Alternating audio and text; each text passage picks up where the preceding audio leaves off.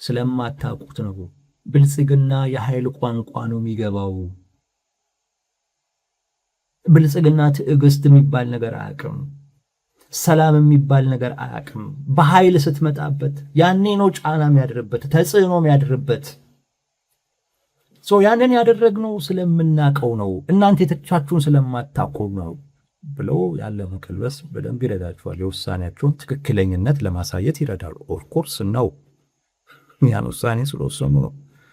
እነ ኦሉሴጉን ኦባሳንጆ የሄዱት መንግስት አውቀው መቼም ይሄዷል ብዬ ያልገባሁት።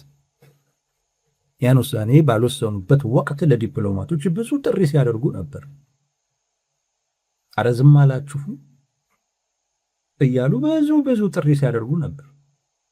ከፌዴራል መንግስት ጋር እንነጋገር ሲሉ ነበር። አልነጋገርም ያላቸው ጭራሽ ሁሉ ለጥያቄያቸውም ለምናቸውም ምላሽ አልሰጥም ያለው የፌዴራል መንግስት። አሁን ያንን ውሳኔ ወስነው ወደማይቀረው አይነት ጉዳይ ለመግባት ዝግጅታቸውን ጨርሰው ኦልሞስት ጨርሰዋል። ወደ ጦርነት ሊገቡ ስለሆነ ነው። እንግዲህ መንግስት የራሱ የፖለቲካ ስሌት ሊኖረው ይችላል። ግን የአፍሪካ ህብረትም ስለ ጉዳዩ የተጨነቀው የፌዴራል መንግስትም የአፍሪካ ህብረት ሄዶ ቢያነጋግራቸው ኦኬ ችግር የለብኝም ብሎ እንዲፈቅድ የሆነው ኦፍኮርስ ያንን ውሳኔ በመወሰናቸው ይገርመኛል። እኔ ብልጽግና እንትን ኃይል ነው የሚገባው እና በቃ ኃይል ነው ማንሳት ያለብህ። ሐሳብ በሰላማዊ መንገድ መታገል፣ እንደዚህ አይነት ነገሮችን እንደ ቁራ ጩኸት ነው የሚቆጥረው። ጉልበት ሲሆን ኃይል ግን ሲሆን ትንሽ ሸብረክ ሲል ታየዋል። ደጋግመው ጠይቀው ያልሆነ ነገር ነው አሁን የሆነው። ስለዚህ የውሳኔያቸውን በጣም ሲያስተቻቸው ሲያስወቅሳቸው የነበረውን ውሳኔ ጀስቲፋይ ለማድረግ ይጠቀሙበታል። ትክክል ስለመሆናቸው ማሳያ አድርገው ያቀርቡታል። ሁለተኛው ይሄ ነው። ሶስተኛ ደጋፊዎቻቸውን በጣም በሞራል የሚገነቡበትም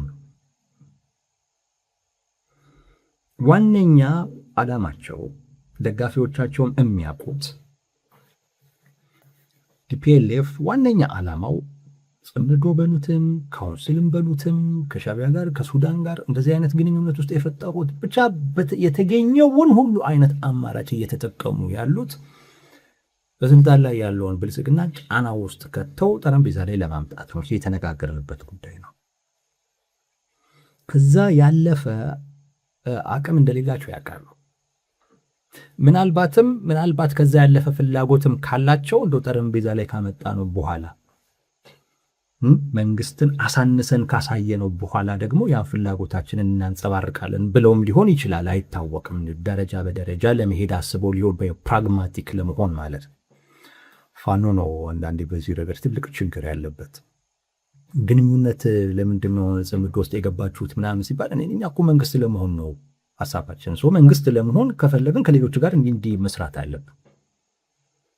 ይሄ ፕራግማቲክ አይደለም። ይሄ ተጨባጩን እውነታ መሰረት ያደረገ አይደለም። ፋኖ አሁን ራሱን አንድ ማድረግ ነው እዛ ላይ ነው መስራት ያለበት።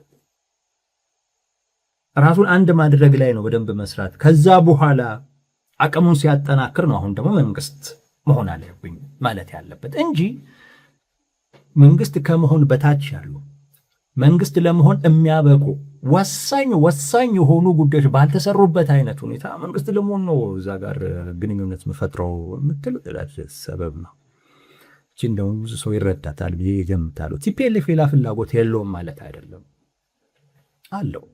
አሁን ግን ፍላጎታቸው መንግስትን አደራድረው አስጨንቀው ወይም ደግሞ ጫና ፈጥረው በውስጥም ባሉ ከውጭም ባሉ ኃይሎች ማለት ነው ጫና ፈጥረው ጠረጴዛ ላይ ማግኘት ነው የሚፈልጉት። በቃ እሱ ላይ ነው መስራት እየፈለጉ ያሉት። ይሄን ደጋፊዎቻቸው ያውቃል፣ ማናችንም ያውቃል። ይሄን ራሳቸው በግልጽም የተናገሩት ጉዳይ ነው። እሱን ካሳኩ በኋላ ሌላ ፍላጎታቸው ሊገለጥ ይችላል፣ አይቆምም። አሁን መንግስት ላይ ጫና የመፍጠር አቅም እንዳለን አሳይተናል። ሀገር ውስጥም ላለው የፖለቲካ ማህበረሰብ፣ ለዓለም አቀፉ ማህበረሰብ ከፍ ያለ ነገር መጠየቅ እንችላለን፣ ወይም ከፍ ላለ ዓላማ መስራት እንችላለን፣ መንቀሳቀስ እንችላለን። አሁን ደግሞ ብለው የሚገልጡት ፍላጎት ሊኖር ይችላል። ቲፒኤልኤፍ አካሄድ እንደዛ ነው። የአሁኑ ፍላጎታቸው ግን ጠረጴዛ ላይ ማስቀመጥ ነው። አሁን እነ ኦሉሴጉን ኦባሳንጆ እያደረጉት ያለው ነገር መንግስት ላይ ጫና እየተፈጠረ ስለመሆኑ ማሳያ አድርገው ለማቅረብ ይረዳቸዋል።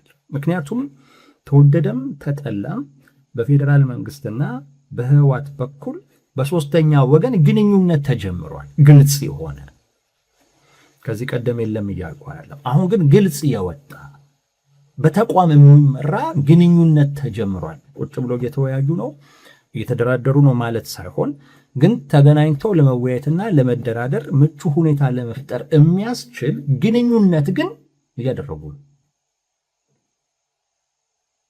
በተቋም የሚመራ በይፋ በግልጽ የታየ ማለት ነው። በባለ ሀብት በዲፕሎማቶች በኩል ምናምን ኢንፎርማል የነበሩ ግንኙነቶች አሉ። አሁን ግን በግልጽ ይሄ በቃ ትንሽ እኮ ነው የቀረው አይደል? መንግስት ላይ ጫና ፈጥረን እንዲያደርግ ለዛ በጣም ይጠቅማል። ለዛ አይነት ፕሮፓጋንዳ በጣም የሚመች ነው። ይኸው ጫና ፈጠር በምን በጉልበታችን ያንን ውሳኔ በመወሰናችን በመቁረጣችን።